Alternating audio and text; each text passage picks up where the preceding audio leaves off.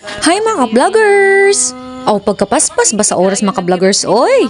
Mubalik na po ng person kung din siya gatrabaho mga vloggers. Mangita na po tagpang palit og pirit og burot ani mga vloggers. Kay unsaon na lang mga vloggers magutman ang person kung di ta mangita ani kaayuhan. Pero maskin daw ni simhot lang kita diri sa balay mga vloggers. Kailangan na dayon nato diri mo balik mga vloggers. Kay para dili ta mag-apa sa oras mga vloggers. Pero sige lang mga vloggers, dili lang nato isipon ang mga oras ug adlaw mga vloggers. Kay dali lang ba kayo ang transition mga vloggers no basi ug mamuli na pud ko sa mga vloggers. Aw muli ta ana mga vloggers kay naman tay surveyhon ana mga vloggers. Surveyhon na to ang maram ani dumam ag mga vloggers. Aw excited na ang first.